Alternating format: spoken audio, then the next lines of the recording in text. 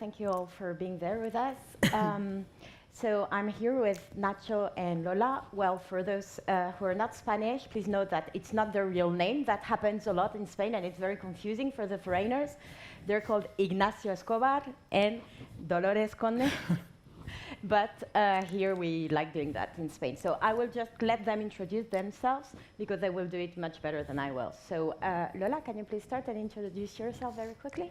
Yeah, actually, you were saying is she is Dolores, but she is called Lola. Probably that's what I am. I'm Lola Conde. I'm a lawyer. I have been in touch with legal and tech probably from the first professional activity in my life. I am a lawyer at Banco Santander headquarters, and I have been in charge of the legal department for tech and other different areas since a very nice 2000. So I probably have touched the internet boom and others. So, you know, I'm comfortable and I'm very happy to be here, and I'm very thankful to those that invited me to be here. Thank you, Laura. Thank you, Lola. Nacho, your turn. Yeah, my case also, well, I think Nacho is easy, more easy than Ignacio, that is my real name. I am an HR professional. I develop most of my professional career in a law firm called Quatre Casas. After that, I've been working as a consultant and agile coach, trying to implement new frameworks in the legal sector and also in the HR teams. And since months ago, I work as a HR director in a company and a fintech called Finsolutia. And also, I'm very happy to be here, and thanks. Okay, thank you both for being here. Thank you for the Global Legal Tech Hub for having us and having us talk about this very important and interesting topic. We're going to talk today about Great Resignation and its relation with change management, because of course this is all about tech and legal tech, but I'm one of those people, and I know you are too, convinced that humans and people need to be really at the center, and what is happening with this great resignation situation is actually very important for us to see and to take into account for the future of all our industry. So precisely regarding this current situation, I think that we all have, through the news, we have all heard about the situation mostly in the US, where the Great Resignation is really a thing. We're also seeing all this tech layoff, and so what we're going to have this as a conversation. I'm just going to ask a question, and just feel free to answer when you want, to interrupt me when you want. I'm going to do it very freely. So what's your view about that? Is it really from the company side? Is it really happening? Do you have the sense that here, or let's say in Europe, is it really this great resignation? Is it happening in our specific tech, legal tech industry, and in general, is it something that you see? Go ahead. Well, from my experience, I think in Spain and in legal sector, as I know, I think it's not happening as was in the States. First of all, I think the Great Resignation is the consequence of something that we are living since, I think, since the beginning of this century, and is related also with the digital transformation. The pandemic, I think, has made more evident all the consequence of this digital transformation, and as a consequence of that, for instance, in the States happens this Great Resignation. What's happening here? I think, from my experience, something adapt to our labor market, because here it's not so easy to leave your company and to go to another one, and also the labor regulation is also different. So, attending to that, I think here we have a movement also like Great Resignation that is called the quietening, what means that the people trying to work in the timetable that is expecting from them, they don't do additional hours, they try to do what they expect to do, but trying to avoid all these circumstances previous that we normally have. For instance, when we feel sick, we go to work. When we have small kids, we try to move whatever in order to do our work. So that kind of ideas now is living in order to implement this quietening. So in my point of view, that's what's happening here in Spain and in general in under the companies, legal, IT or whatever. Yeah, actually, I don't think, I mean, of course, we always try to design the name of something in order to impact, right? So we say big resignation, great resignation. I don't think that is what it happens. From my point of view, what it happens is that we had a revolution, which was basically probably the first crisis that socially we have recognized as a worldwide one. Actually, we had previous ones, but we didn't recognize like that. And after a revolution, you have an evolution. And I think that that's why here we're talking about legal tech, global people, because it had to do, as you were saying, Ignacio, a lot of with the digital transformation, but in that specific moment. I think that the result is, instead of talking about big resignation, something is wrong, I'll say we are evolving, let's embrace change, let's learn to be stronger to those changes, let's be ready for the next one, and let's be adapting ourselves.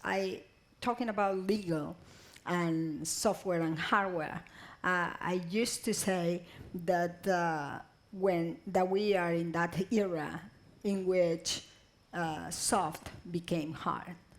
And I think it happened in legal, it happened in tech for sure, and it happened socially. So talking about this, just having this kind of meetings, work basis, it's exactly what we need. Just get ready, but everything is going okay. We are evolving. We are not destroying ourselves. It was a revolution. We are evolving. We're in the right way. Okay, so you, in your sense, there is no such great resignation as it is discussed in the US, for example. If I understand properly, I don't think so. I think there is a big change. And Nacho, you were talking about the quiet quitting. Mm-hmm. What would you say about that, Lola? Because it's true that it's also something that I observe myself, and I really wanted to discuss this, quiet quitting. Do you have the sense that this, on the contrary, is actually happening, this quiet quitting, which is like, yeah, let's just do what I'm told, nothing more, let's do my time, which is quite opposite from usual way lawyers work, actually. I mean, let me tell you, I am a company. I am a worker, but I am a company. So I think that we need to make that change and the adaptation to this new situation together. There is not a way to march if it is somebody requesting something that it is not a steal. I think that changes has to become from inside. We need to say, hey, look, we need to do things in a different way. Our people, I mean, I think we're going to talk about change management. I think that managers are key.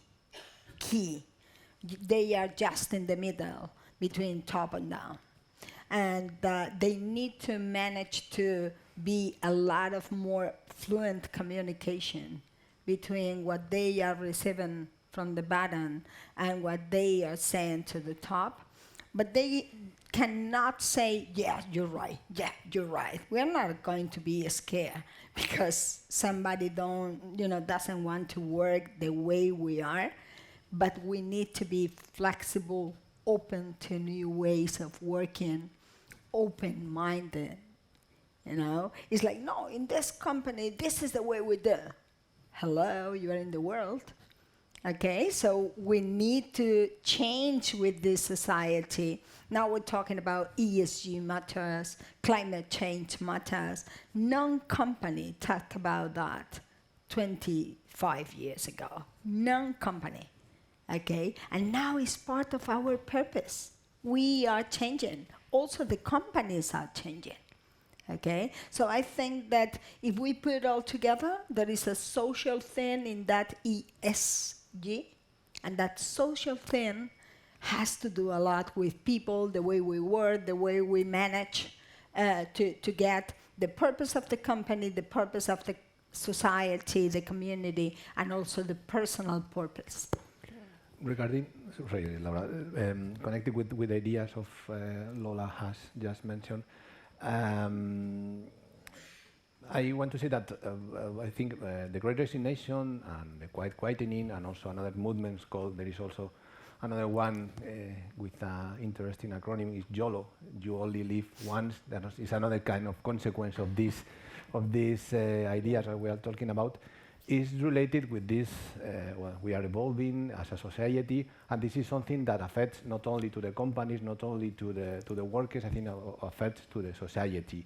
We have changed with the digital transformation of our way of working, our way of living, and I think that changes had made more evident some lacks of management that Lola mentioned that we have in our companies.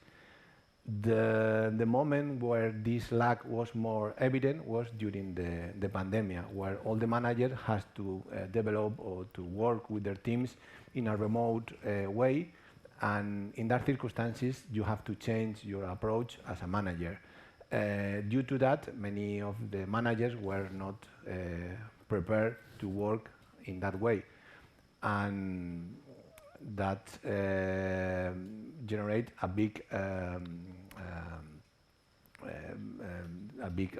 sensation of big problems with all the teams, and as a consequence of that, I think we began to talk about Great Resignation and the Quiet Quietening and all these kind of things. Yeah, so actually, I'm sorry. So for me, I just to connect, that is something that is going more away than also the work. Yeah, actually what I was going to say is, have we heard about re-skilling, upskilling people before? No, because we didn't, we didn't think in the past that the change was so big that we needed to skill, re-skill, upskill our people. I think that we have recognized that, and there is a bilateral relationship. You also need to know, as a manager, as a worker, as a top manager, you also need to know what it has happened, right? So you need to know, I think that knowledge yourself is so important. And we are also learning how to do that. Because we thought that we were very good, you see, like at legal. We are the best lawyer in the world, right? This law firm, our people in-house, we were the best. Yeah, but the world is changing around you. So it's not only upskilling, re-skilling on tech, which is very important, not to get out, not to feel out. It's also re-skilling, upskilling on other kind of skills. So making a skill model, making a clear understanding of what we have, what we are, what we want to be, and those that are coming need to be in culture, very much aligned with the company. And the strategy nowadays include that social purpose, that community purpose. So if you want to work at a company, you need to be aligned with that strategy and culture. And we were not thinking about that. We were thinking about the schedule. We were thinking about what to do from a technical point of view. And we didn't actually thought, hey, excuse me, do I feel like doing what I want to do in my life by working in the way I want?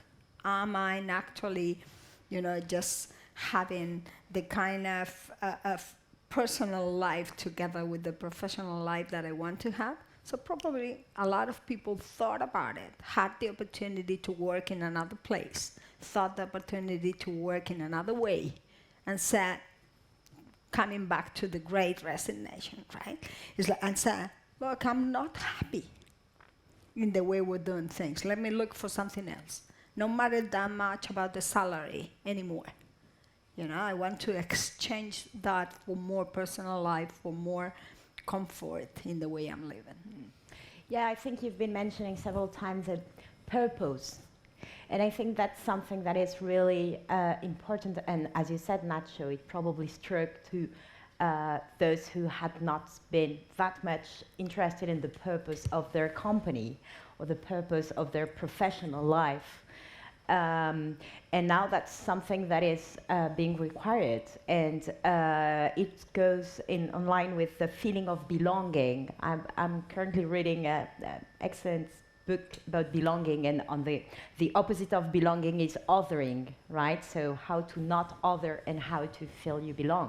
And I think that's something quite new, that people want to work in the places they feel they belong, which before used to be for some kind of belonging was not that much related to your company and belonging to your community, with your friends, with your family, but now belonging is also something people want to feel with their companies. And actually to be proud to be there, right?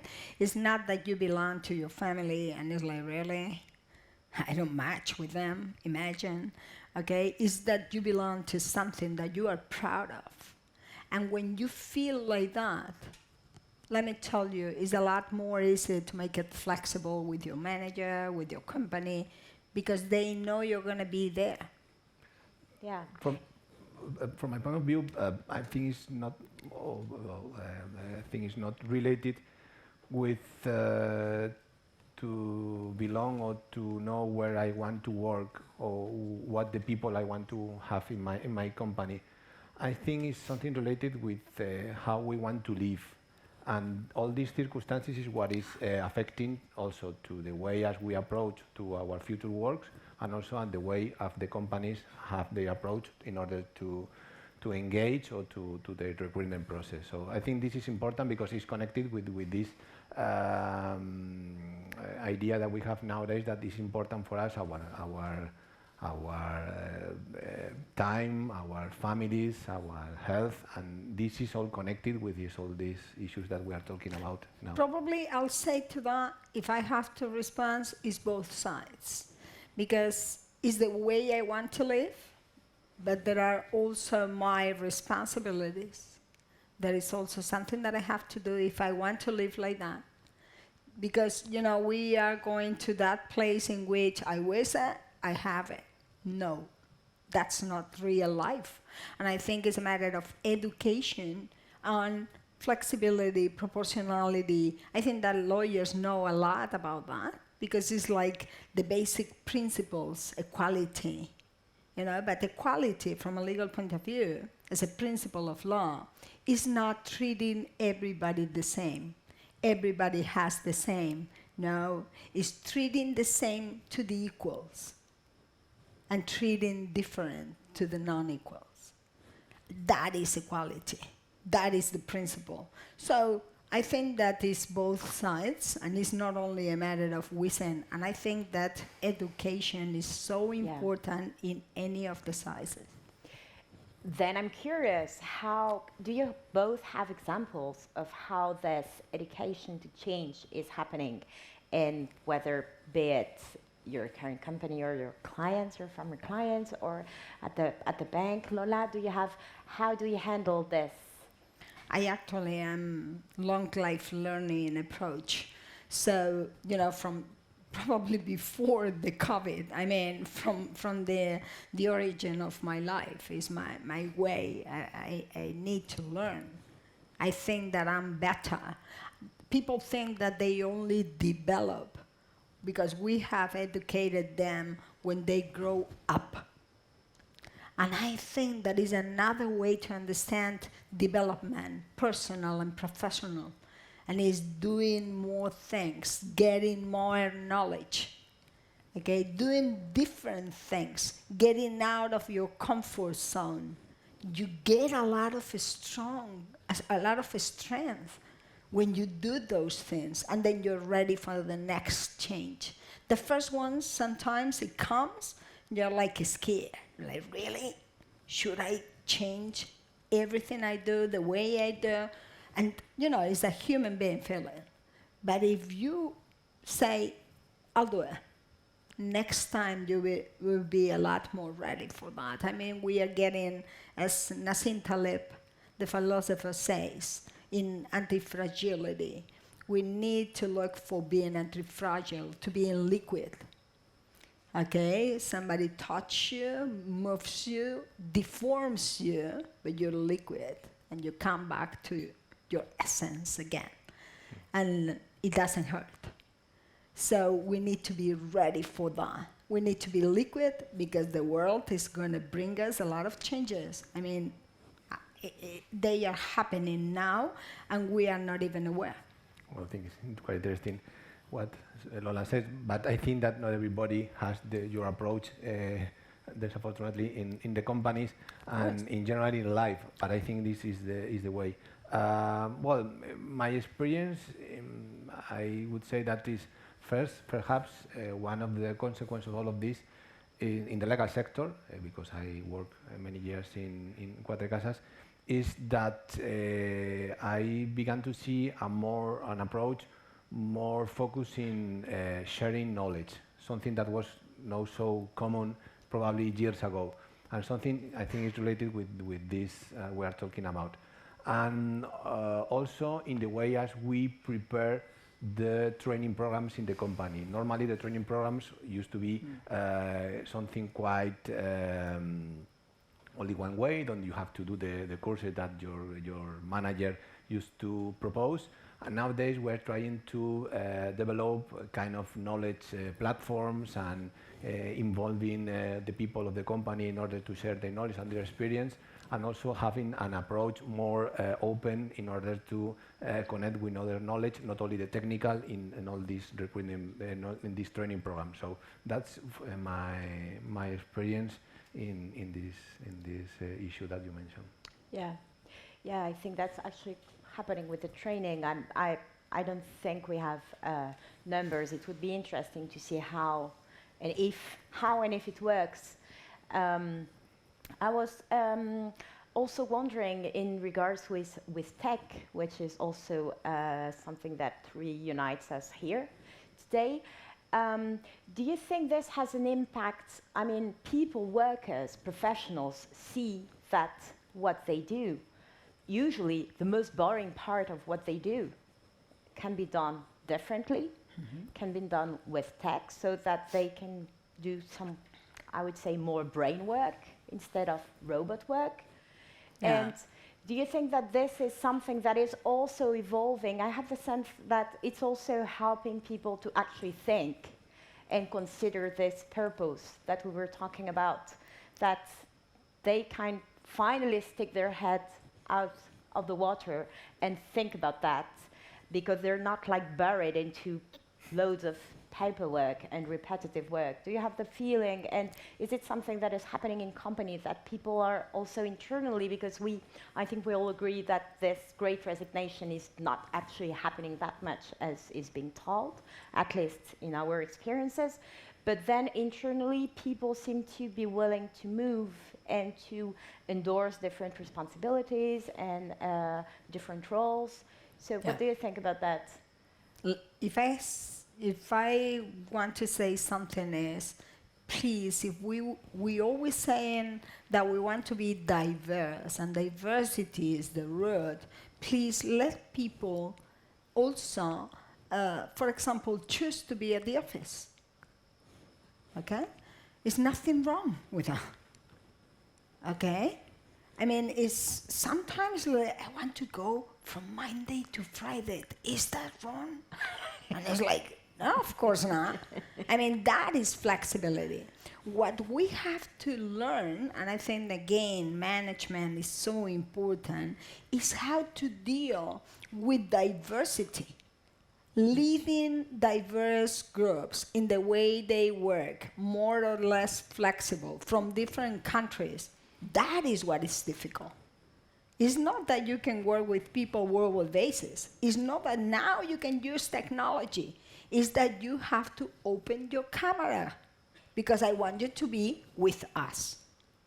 Okay? So it's also changes that we need to make in order to make it feasible.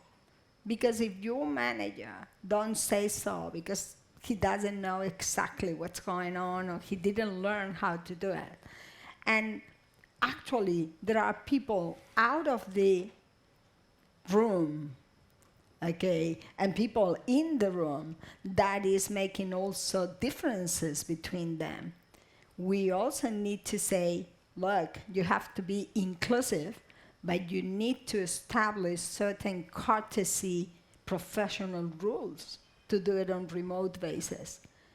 Because all relationships, from my point of view, professional, personal, are based in trust, in confidence. If I know that you're there, you can work from wherever you want to work. If I have what I need from you, if I call you and you pick up the phone, if I tell you, could you please open the camera? You know, it's like I feel. I do it with my students also. And they're like, I don't have the obligation. And I'm like, no, it's just for me to take you more into account. Because I have a hybrid class.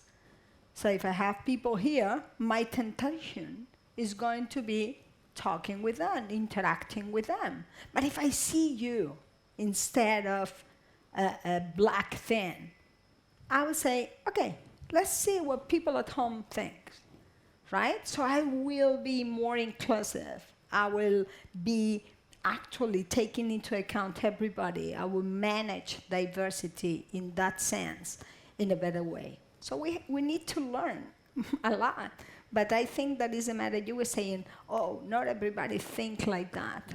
Role models, people that do that, people in which the managers trust, because you don't know what they are, but you know they are with you, working, managing, reading, whatever they have to do in the day work.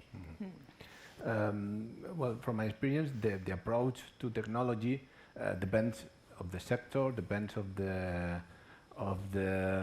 even of the age that you have when you receive all these kind of issues. But I see that depending on this factor, some people see the technology as something that's going to help them, or in other cases they think it's something that is going to be or make more complicated their jobs. For instance, in legal sector, it's something I think is a sector who are assumed to work as a very traditional way. So all the technologies advanced that trying to implement in the legal sector I think at the beginning it received with a little bit of inconvenience, no? But because they think they're going to leave their way of working. But nowadays I think there is more sensibility with all these things, and I think it's something that is helping and also developing a lot of skills that nowadays are quite important. Mm-hmm. Yeah, because typically many firms, I would say maybe a bit earlier, when everyone was just kind of considering whether to go back to the office or not after the pandemic. And many firms were saying we have an issue because we have the junior lawyers, the trainees, for example. We just give work to the trainees who are actually at the office, because that's just what you said, Lola. I mean, if you have physically in person, you have some people, and then you have other people remote, you know they're available, but you don't see their faces. So you don't see them moving around at the office, so you don't know whether they have something to do, whether they don't have anything to do. So it's quite complicated to handle that and to be fair in this unequal situation where you have people showing up and others who are not showing up.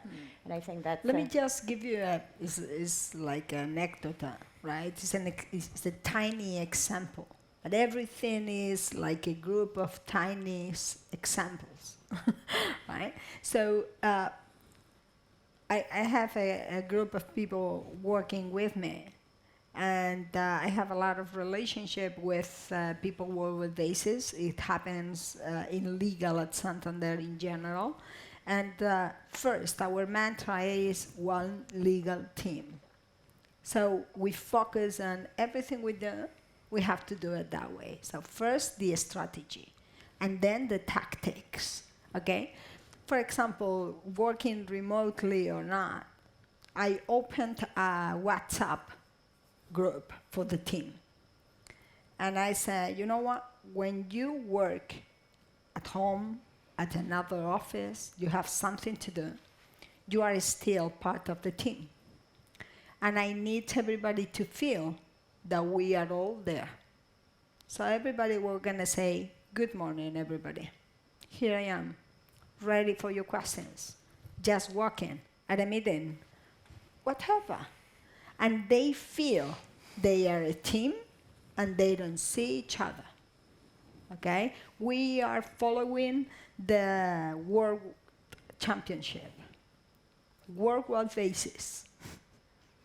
News from Brazil, Bravo, Mexico won. We are more one legal team. And it doesn't have to do with working time or working things.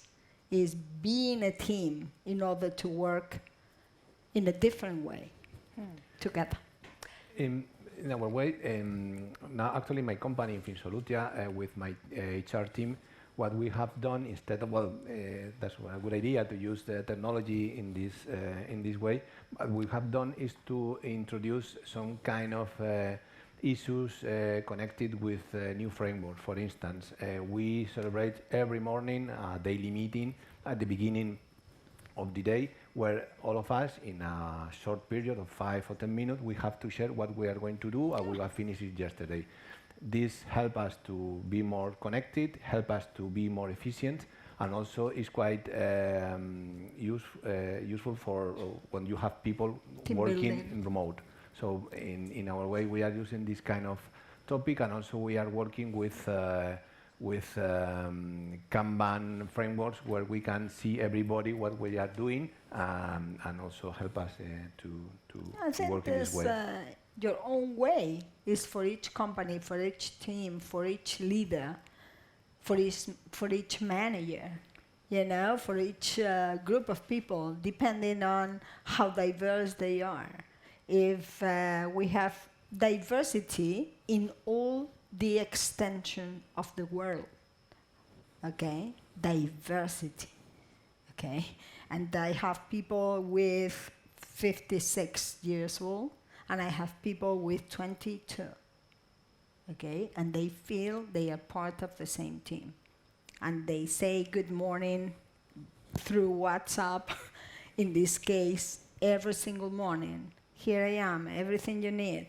I'll talk to you later. I'll call you, one of the members. I mean, it's just a way of team building, just a way of doing things in a better way. Yeah, indeed. But unfortunately, I think, because you are a good example, indeed, but I think unfortunately this is not quite common in general, actually, in the companies. The way of the management that we found, in my case, when I was a consultant in our clients, and what I found in different situations, is that the people pretend or trying to do the things, to do their work as usual. They don't change too much during all these years, and this is also a consequence of this movement like the Great Resignation and all these kind of things. Tell them that nothing happens.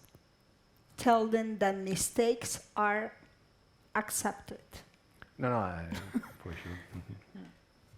Yeah. I mean, you know, it's like if you don't tell them, they want to continue the same.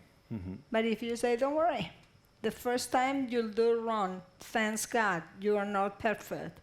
I make mistakes every single day. So they say, okay, let's try. Yeah, but I think it's something complex because it's not only related with the people, it's also related with the companies. I think there is a big space between what the motivation that we have as a workers and the way of the management of the companies. I think there is a little bit of misunderstanding that we're trying to connect in order to implement, for instance, the way of working that Lola is sharing with us. Yeah. But actually, that's an issue that we have It's not nowadays easy, in Spain. but we're in the way. The strategy goal is clear. Yeah. We are there. But we could go sometimes slower, proportional. And for me also, there is also something important really with this is that we have to be conscious that we are, probably you will hear that now we are in a new era, no? We are in the beginning of a new era. And for me, I think it's a good approach, because if we realize that we are now in a different context, a quite different context that we used before, is the first step in order to do all these kind of things. Yeah, I really think that's something that the legal part should be learning from the tech part, which is what you just said about being allowed to make mistakes. Having a safe space where people can just know they can fail. That's also related to belonging, where you can just make mistakes or disagree. As long as you feel you belong, it's safe to do these things. So I think that's really something very important. And thankfully, I think we can both say that we've had an increase in demands on this kind of methodology training we provide when you in your past period as a consultant, and me for the design thinking trainings. We see that there is more and more demand on this kind of method that will actually tell the people it's okay. It's okay to not be perfect, but that's something that is usually quite counterintuitive for lawyers. Yeah, actually, you need, talking about empathy, as I always say to my students, excuse me, empathy is not crying when I cry. We're talking about professional empathy, okay? So please, so when empathy is, look, I understand my top management. They are, for them, is, let's say, more difficult to change. My oldest, okay, is more difficult. I empathize with them, and I'll tell them the way. I say, look, I'll come with results. Don't worry about it. We'll get it, okay? And I know that sometimes you are like, what is this crazy girl doing? Okay, but don't worry, I'm the same good lawyer for you, okay? I'm rigorous, and I'm not going, if they don't run that way, I'm trying, I will change, because it's my responsibility. I get my salary because of that, but let me try, all right? Do you trust me? Yeah, I don't want to see. I don't want to listen, I don't want to see. Imagine, right? I don't have that. I have very good managers on the top of me, but you start like that, and it could happen. And then you tell your team, look, I'm on your hands. If we want to do it our way, if we want to do it better, we have to give results, because we have to respond to that trust. So, we need people engaging differences, different ways of doing. Because, you're just in the middle, you understand what we're looking for, but at the same time you empathize with that people that don't want to change. Everything was okay. How come are we going to change? We were getting very good results. I understand them. Okay, but I have a different approach. Probably because we're always talking about sustainability and we don't even know what it is. But I hate that. But I love sustainability concept, because it's, look, let me try to do things better today, but let me do it in a way that is better for the next generation. And probably because I have 2 kids that are not going to have it very easy. Okay, 2 teenagers at this stage. I have to just change a little bit faster, the world, as much as I can, in order for them to have a world in which everybody, no matter if they are very good students or not, can actually do their best and be happy. Yeah, I think excellent. To get all this empathy that Lola mentioned and to get this engagement, it's also important to some concept that is connected with these new frameworks. One of them is probably for me the more important. I think Lola tried to implement in their team is the psychological safety. I mean that the people can say that, well, I don't know how to say or how to do this, or if we do a mistake, well, no problem, we can solve it, and this kind of approach. This is something important. Also, another thing to get this engagement is that everybody knows which is the goals, which are the objectives that we have our company, not only the leadership. I mean, everybody has to know what we are pretend to do, and if it's something, what can I do to get that in my position, but what can I do to get that goal. And whatever you do matters. Yeah, and exactly. And it's part of the culture. There is a kind of recognition. Exactly. Everything matters. Saying good morning in the morning or not saying. You know, everything matters. So you enforce that the mantra, the strategy gets there a little bit faster. Yeah. Yeah, indeed. We only have very few minutes left before the end of this table that I guess could go on forever. What I would like to say is that I really think that, Lola, you started with a part of the magic recipe. We were saying yesterday there is no magic recipe for change management. That was the table of the last round table of yesterday evening. I think Lola has a part of the magic recipe, which is diversity. Yeah. Because at the end of the day, how can we make people change? We can make people change with things because of other people. I actually was thinking about diversity, comparing Ignacio and myself, Nacho and myself. We're saying basically the same, but the way we're saying is completely different. Why? Because I'm Lola Conde and he is Nacho. That's it. Right? So it's a matter to convey the message. It's your way. Please do not change your way. Everybody is in. That is diversity approach. You don't have to do it my way, Nacho, to be more expensive. No. You have to do it your way. And I love it.